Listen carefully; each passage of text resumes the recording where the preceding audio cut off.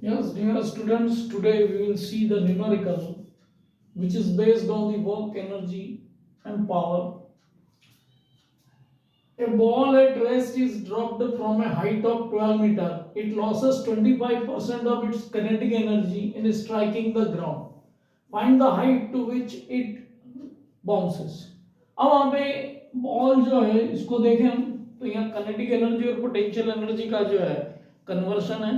पहले ये बॉल जो है एक हाइट पे है एच हाइट पे सपोज और ये बॉल जब ड्रॉप की जाती है तो it will come down and it will bounces back.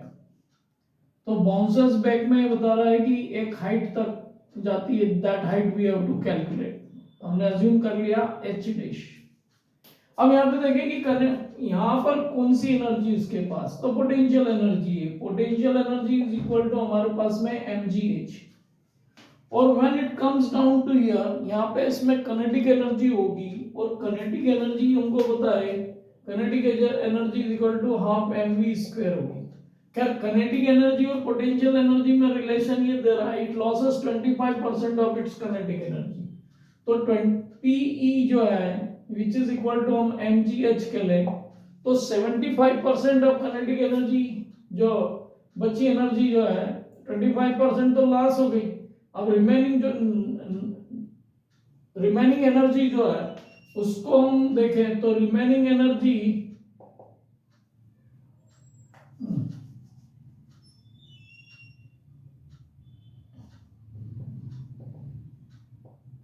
Energy जो रहेगी आपकी वो 75% mgh रहेगी.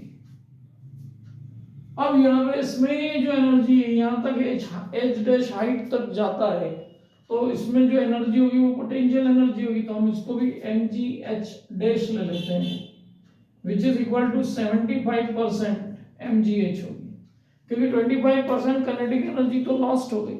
अब जो लॉस्ट एनर्जी है वो किस फॉर्म में जाएगी तो जब बॉल को यहाँ ड्रॉप करेगा यहाँ फॉल होगा बॉल तो बॉल में के फॉल होने से इसमें जो यहाँ पे साउंड जनरेट होगा साउंड एनर्जी होगी. कुछ पार्ट हीट एनर्जी मतलब साउंड और हीट एनर्जी का पार्ट जो है 25% के लास्ट में कैलकुलेट कर सकते हैं. अब उसको तो हमको कैलकुलेट नहीं करना है हमको तो हाइट कैलकुलेट करना है एच डैश. तो अब यहाँ देखें तो हम हमारे पास में m to m cancer g to g cancer और ये 75% था तो इसको हम 75/100 कर लें तो h डैश जो होगा 75 into h that is 12 divided by 100. तो यहाँ पर सिंपल कैलकुलेशन है 25 3 जा एंड 25 4 जा तो ये हो गया आपका 4 4 3 जा 3 3 जा 9. तो ये बाउंस बैक होने के बाद में ये कितने मीटर तक हाइट तक जाएगी 9 मीटर हाइट तक.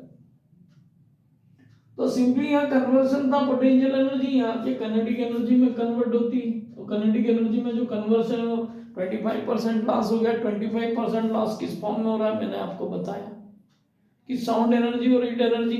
अब यहाँ से जो एनर्जी इसमें जाएगी वो फिर से पोटेंशियल एनर्जी के फॉर्म में होगी यहाँ पे.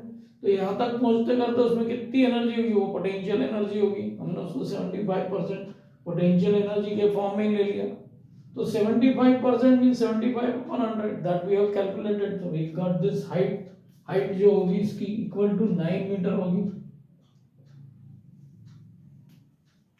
तो इस तरीके से हम एनर्जी पे बेस्ड ना ये एनर्जी कन्वर्शन पे बेस्ड क्वेश्चन हो गया आपका.